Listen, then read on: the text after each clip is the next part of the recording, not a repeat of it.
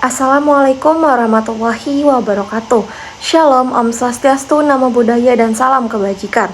Perkenalkan, saya Regita Syaharisma dengan NIM D1A022271 dan rekan kelompok saya atas nama Bayi Amanda Sukmana dengan NIM D1A022610, Selina Koneri dengan NIM D1A022581, Rizka Maulidina Lestari dengan NIM D1A022570, dan Muhammad Hairul Tamimi dengan NIM D1A022615. Yang dimana pada video kali ini kami akan mempresentasikan hasil kerja kelompok kami, yaitu dalam membuat kontrak pendirian perseroan terbatas atau PT. Dimana sistematika kontrak yang kami buat ini telah sesuai dengan sistematika yang dijelaskan oleh Bu Putri Raudah, SHMH, selaku dosen mata kuliah Hukum Kontrak Dagang, yang dimana sistematika yang beliau sampaikan yang terdiri dari judul akta, penghadap dan identitasnya, pernyataan kesepakatan untuk mendirikan PT, nama dan tempat kedudukan, jangka waktu pendirian PT, maksud serta tujuan serta kegiatan usahanya, terkait modal, saham, pengganti surat saham, pemindahan hak atas saham, rapat umum pemegang saham, RUPS tempat, pemanggulan dan pimpinan, quorum, hak suara dan keputusan RUPS, perubahan anggaran dasar, penggabungan, peleburan, pengambilan, pemisahan dan pembubaran, direksi, tugas dan wewenang direksi, rapat direksi, Dewan Komisaris, tugas dan wewenangnya, serta rapat Dewan Komisaris, rencana kerja tahunan, buku dan laporan tahunan, penggunaan laba dan pembagian dividen, penggunaan cadangan, ketentuan penutup, serta klausula adendum. Masuk pada bagian awal kontrak, yang dimana pada hari Jumat, tanggal 23 Mei 2025, pada pukul 8.30 waktu Indonesia Tengah, berhadapan dengan saya atas nama Regita Syaharisma SHMKN yang menjadi notaris di Kota Mataram, dengan dihadiri para saksi-saksi yang namanya akan disebut pada akhir kontrak ini. Adapun pihak yang terlibat dalam kontrak ini yaitu adalah Tuan Muhammad Hairul Tamimi yang lahir di Mataram pada tanggal 1 bulan Januari 2001, yang merupakan warga negara berkebangsaan Indonesia, karyawan swasta dan bertempat tinggal di Mataram, dengan memegang kartu tanda penduduk dengan nomor yang tertera pada gambar. Menurut keterangannya, dalam hal ini bertindak berdasarkan surat kuasa yang dibuat di bawah tangan tertanggal 23 Mei 2025 dan bermaterai cukup, yang aslinya dilekatkan pada minuta akta ini. Dari dan selaku demikian bertindak untuk dan atas nama yang pertama, atas nama Nyonya Bayi Amanda Sukmana yang lahir di Jakarta pada tanggal 29 bulan Juni 2004, warga negara Indonesia, merupakan karyawan swasta dan bertempat tinggal di Mataram, serta memiliki dan memegang kartu tanda penduduk dengan nomor yang tertera di gambar. Yang kedua, Nyonya Rizka Maulidina Lestari yang lahir di Jakarta tanggal 14 Mei 2004, warga negara Indonesia dan merupakan karyawan swasta dan bertempat tinggal di Mataram, serta memegang kartu tanda penduduk dengan nomor yang tertera di gambar. Kemudian Nyonya Selina Koneri yang lahir di Mataram pada tanggal 13 bulan September 2002, warga negara Indonesia, merupakan karyawan swasta dan bertempat tinggal di Mataram, serta memegang kartu tanda penduduk yang tertera di gambar. Bahwa para pihak bertindak dalam kedudukannya sebagaimana tersebut dengan ini menerangkan bahwa dengan tidak mengurangi izin dari pihak yang berwenang, telah sepakat dan saling setuju untuk bersama-sama mendirikan suatu perseroan terbatas atau PT dengan anggaran dasar sebagaimana yang termuat dalam akta pendirian ini, yang selanjutnya cukup disingkat dengan anggaran dasar, yaitu sebagai berikut. Pada pasal 1 mengatur terkait nama dan tempat kedudukan, yang dimana perseroan terbatas atau PT ini diberi nama dengan PT Fortuna Manajemen Nusantara, yang dimana selanjutnya disingkat dengan perseroan, yang dimana perseroan ini berkedudukan di Kota Mataram, Lombok, Nusa Tenggara Barat. Kemudian, perseroan ini dapat membuka kantor cabang atau kantor perwakilan di luar maupun di dalam Kota Mataram, namun masih dalam cakupan wilayah Negara Kesatuan Republik Indonesia yang telah ditetapkan oleh direksi dengan persetujuan dari Dewan Komisaris. Kita beralih ke pasal 2 yang mengatur terkait jangka waktu berdirinya perseroan. PT Fortuna Manajemen Nusantara ini didirikan untuk jangka waktu yang tidak terbatas lamanya. Selanjutnya, pada pasal 3 mengatur terkait maksud dan tujuan serta kegiatan usaha yang ada dalam perseroan ini. Secara garis besar, maksud dan tujuan pendirian PT ini yaitu menawarkan dan menyediakan jasa. Untuk mencapai tujuan tersebut, di atas perseroan dapat melaksanakan kegiatan usaha sebagai berikut. Kegiatan yang pertama yaitu aktivitas konsultasi manajemen, yang dimana kelompok ini mencakup ketentuan bantuan nasihat, bimbingan dan operasional usaha, dan permasalahan organisasi serta manajemen lainnya. Contohnya seperti perencanaan strategi dan organisasi, keputusan berkaitan dengan keuangan, tujuan dan kebijakan pemasaran, perencanaan, praktik, dan kebijakan sumber daya manusia yang akan dibantu oleh PT Fortuna Manajemen Nusantara ini. Jasa yang disediakan oleh aktivitas konsultasi manajemen ini dapat berupa bantuan nasihat, bimbingan, dan operasional berbagai fungsi yang berkaitan dan mengatur terkait manajemen. Kita lanjut kegiatan yang kedua, yaitu aktivitas konsultasi bisnis dan broker bisnis, yang dimana kelompok ini mencakup terkait usaha pemberian saran dan bantuan operasional pada dunia bisnis, seperti kegiatan broker bisnis yang mengatur terkait pembelian dan penjualan bisnis berskala kecil, menengah, hingga besar. Aktivitas dari bagian ini juga mencakup terkait praktik profesional, kegiatan broker hak paten yang mengatur terkait pembelian dan penjualan hak paten, kemudian kegiatan penilaian selain real estate, serta asuransi yang terkait barang antik, perhiasan, dan lainnya. Kita beralih ke kegiatan selanjutnya, yaitu ada aktivitas penyedia gabungan jasa administrasi kantor, yang dimana kelompok ini mencakup terkait penyediaan gabungan jasa administrasi perkantoran sehari-hari, seperti penerimaan tamu, perencanaan keuangan, pemeliharaan catatan, dan tagihan rekening. Selain itu, jasa personalia serta surat menyurat juga diatur dalam kegiatan ini. Kegiatan selanjutnya yaitu sewa guna usaha tanpa hak opsi, aset non-finansial, serta bukan karya hak cipta, yang dimana kelompok ini mencakup terkait usaha yang kegiatannya memperbolehkan pihak lain menggunakan aset non-finansial, di mana pembayaran royalti atau balas jasa lisensi yang dibayar ke pemegang aset. Penggunaan aset tersebut dapat berbagai macam bentuk, seperti izin reproduksi, pengoperasian bisnis di bawah sistem waralaba, dan lainnya.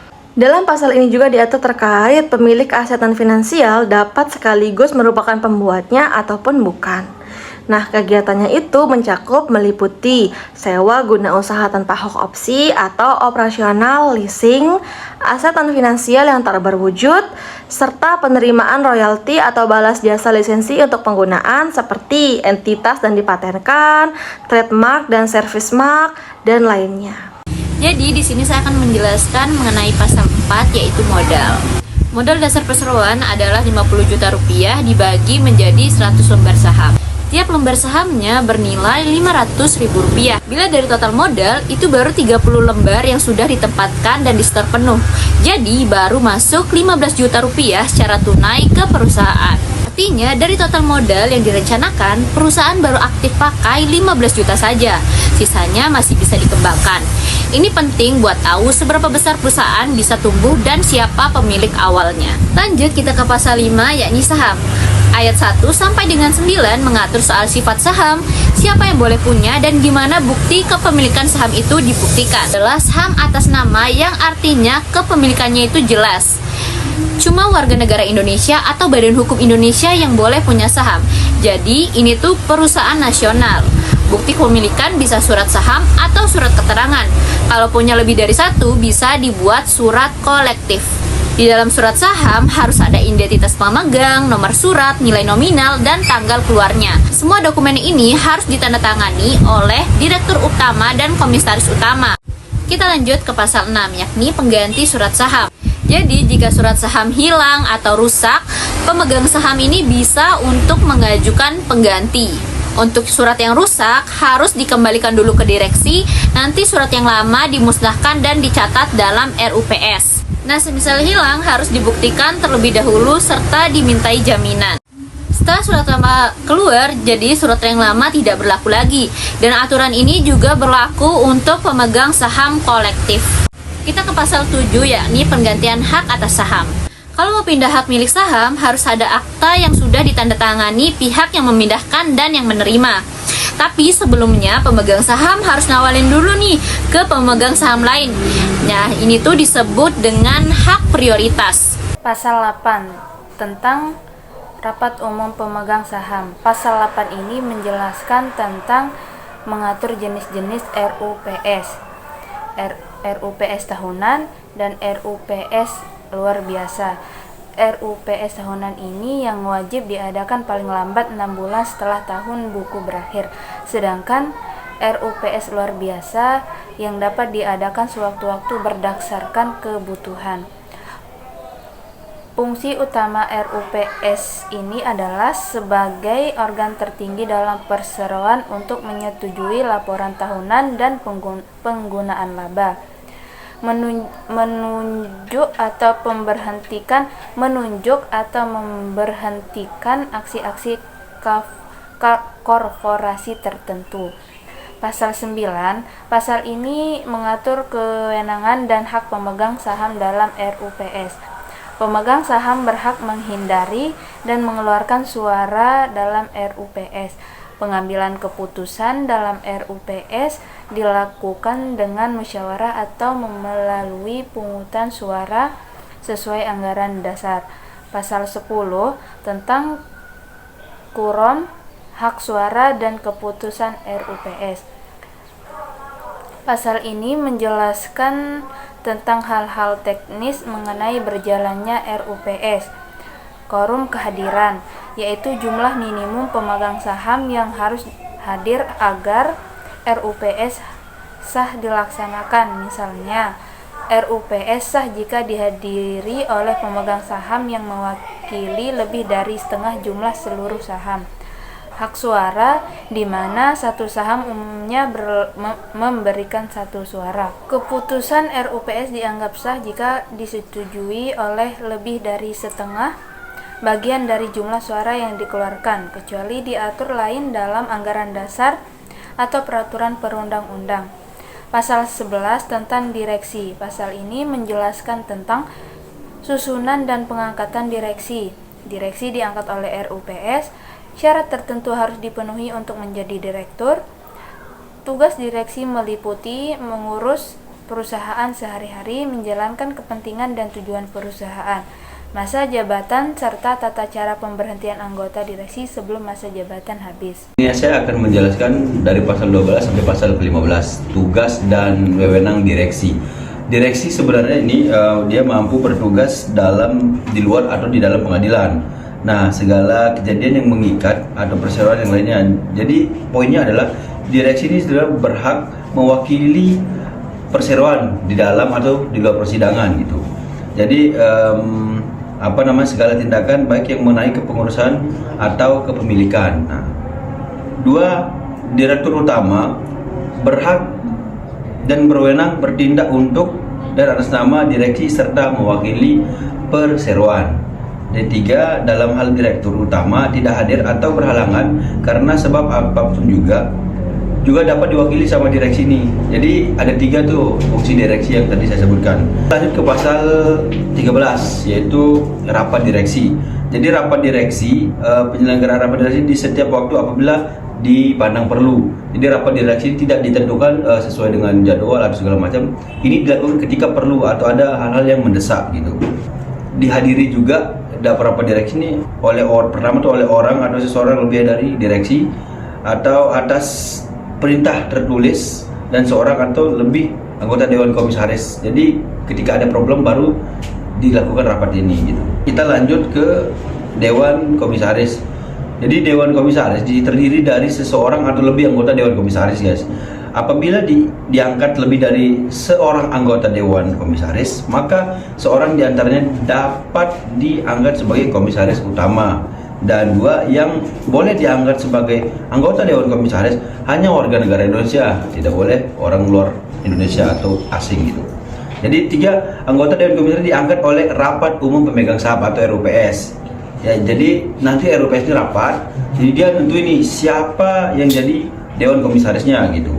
Dan keempat, jika oleh suatu sebab dan jabatan anggota Dewan Komisaris lowong, maka dalam jangka waktu paling lama tuh 30 hari setelah terjadinya diselenggarakannya rapat umum pemegang saham ini. Jadi Dan 4, 5 jabatan anggota komisaris berakhir apabila kehilangan kewarganegaraan Indonesia, mengundurkan diri sesuai dengan ketentuan ayat 5, tidak lagi memenuhi persyaratan undang-undangan yang berlaku, meninggal dunia, diberhentikan berdasarkan keputusan rapat umum pemegang saham. Oke, pasal 15 itu ada tugas dan wewenangnya komisaris nih. Apa saja sih tugas dan wewenang komisaris? Itu pertama, ada dewan komisaris setiap waktu dalam jangka kerja kantor perseroan berhak memasuki bangunan dan halaman atau tempat lain yang dipergunakan atau dikuasai oleh perseroan dan berhak memeriksa semua pembukuan, surat, dan bukti lainnya, memeriksa dan mencocokkan keadaan yang uang kas lain-lainnya, serta berhak untuk mengetahui segala tindakan yang telah dijalankan oleh direksi. Ibarat komisaris ini berhak sebagai pengawas lapangan yang terjun langsung begitu. Jadi dua nih, ada direksi dan setiap anggotanya wajib untuk memberikan penjelasan tentang segala hal yang ditanyakan oleh dewan komisaris. Jadi direksi ini atasan komisaris lah ya, tentunya seperti itu. Baik, di sini saya akan melanjutkan lanjutan materi. Di sini ada rapat Dewan Komisaris pasal 16, ketentuan sebagaimana yang dimaksud dalam pasal 12 mutatis dan muntadis berlaku bagi rapat Dewan Komisaris, yang artinya rapat Dewan Komisaris tunduk pada aturan yang sama dengan rapat direksi. Selanjutnya di sini ada rencana kerja tahun buku dan laporan tahun pada pasal 17. Yang pertama, direksi menyampaikan rencana kerja yang memuat juga anggaran tahun-tahunan persero kepada Dewan Komisaris untuk mendapat persetujuan sebelum tahun buku dimulai. Rencana kerja sebagaimana dimaksud pada ayat 1 harus disampaikan paling lambat 30 hari sebelum dimulainya tahun buku yang akan datang. Yang artinya rencana kerja wajib disetujui sebelum tahun berjalan dan tahun buku ditentukan dengan jelas. Selanjutnya, penggunaan laba dan pembagian dividen pada pasal 18. Laba bersih perseroan dalam suatu tahun buku seperti tercantum dalam neraca dan perhitungan laba rugi yang telah disahkan oleh rapat umum pemegang saham tahunan dan memberikan saldo laba yang positif dibagi menurut cara penggunaannya yang ditentukan oleh rapat umum pemegang saham tersebut. Jika perhitungan laba rugi pada satu tahun buku menunjukkan kerugian yang tidak dapat ditutup dengan dana cadangan, maka kerugian itu akan tetap dicatat dan dimasukkan dalam perhitungan laba rugi, dan dalam tahun buku selanjutnya perseroan dianggap tidak dapat laba selama kerugian yang tercatat dan dimasukkan ke dalam perhitungan laba rugi itu belum sama sekali tertutup. Yang artinya pembagian laba dan dividen ditentukan oleh RUPS yang belum tertutup mempengaruhi perhitungan laba tahun berikutnya. Selanjutnya, penggunaan cadangan pada pasal 19. Penyelisihan laba bersih untuk cadangan dilakukan sampai mencapai 20% dari jumlah modal ditempatkan dan disetor, hanya boleh dipergunakan untuk menutup kerugian yang tidak dipenuhi oleh cadangan lain. Jika jumlah cadangan telah melebihi jumlah 20%, rapat umum pemegang saham dapat memutuskan agar jumlah kelebihan yang digunakan bagi keperluan persero, yang artinya cadangan minimal 20% dari modal yang disetor. Penggunaan cadangan harus disetujui oleh RUPS dan komisaris. Selanjutnya, pasal 20 adalah pasal terakhir dalam kontrak ini yang mengatur terkait peraturan penutup.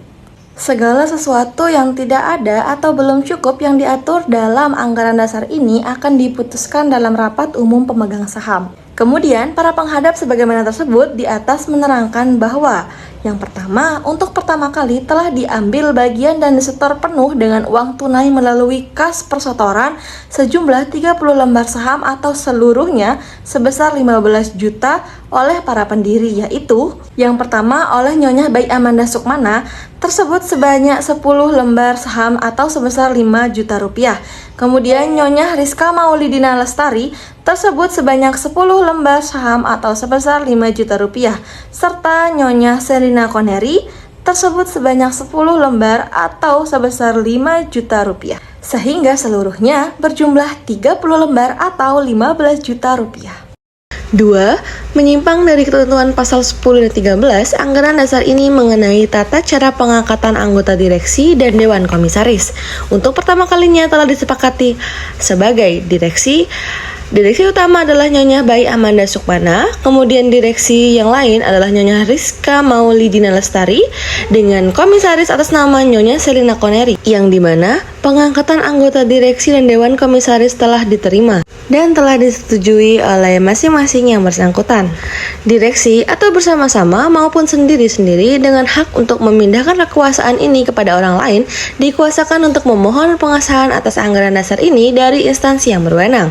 Untuk tujuan mengubah dan menambah dalam bentuk yang bagaimanapun juga yang diperlukan untuk memperoleh pengesahan tersebut dan untuk mengajukan serta menandatangani semua permohonan dan dokumen lainnya. Dengan ini, memilih tempat kedudukan atau domisili dan untuk melaksanakan tindakan lain yang mungkin diperlukan. Dengan ini, penghadap menyatakan menjamin akan kebenaran, keaslian, dan kelengkapan identitas pihak-pihak yang namanya tersebut dalam akta ini, serta seluruh dokumen yang menjadi dasar dibuatnya akta ini tanpa ada yang dikecualikan yang disampaikan kepada saya, notaris. Maka, apabila di kemudian hari sejak ditandatangani ini timbul sengketa dalam berbagai bentuk apapun yang menyebabkan oleh akta ini, para penghadap bertanggung jawab sepenuhnya. Dengan ini, para penghadap menyatakan membebaskan atau melepaskan saya, notaris, dan saksi dari tuntutan pihak ketiga atau siapapun. Demikianlah akta ini dibuat sebagai minuta dan diselesaikan di Kota Mataram pada hari dan tanggal seperti yang disebutkan pada bagian awal akta. Dan sebagaimana yang telah saya jelaskan di awal, bahwa saksi-saksi akan saya sebutkan di akhir kontrak ini, yang dimana Nona Siti Zulkaidah lahir di Selong pada tanggal 14 Januari 2004, warga negara Indonesia, bertempat tinggal di Mataram dengan nik yang tertera di gambar, serta Nona Suci Mulia Arisma lahir di Mataram pada tanggal 30 Maret 2004, warga negara Indonesia, bertempat tinggal di Bertais, dan memiliki kartu tanda penduduk yang tertera di gambar. Keduanya merupakan pegawai di kantor notaris sebagai para saksi. Segera setelah akta ini saya, notaris, bacakan kepada para penghadap dan para saksi, maka akan ditandatangani oleh para penghadap dan para saksi dan saya, notaris. Kemudian para penghadap selain menandatangani akta ini juga telah membubuhkan cap jempol atau ibu jari tangan kanan pada lembar kertas tersendiri yang merupakan bagian yang tak dapat dipisahkan dari akta ini dan dilekatkan pada minuta akta ini. Akta ini dibuat dengan tanpa perubahan serta minuta akta ini telah ditandatangani dengan sempurna. Saya, Regita Karisma, beserta kelompok saya pamit undur diri. Wassalamualaikum warahmatullahi wabarakatuh. Mohon maaf apabila ada salah kata dan perbuatan.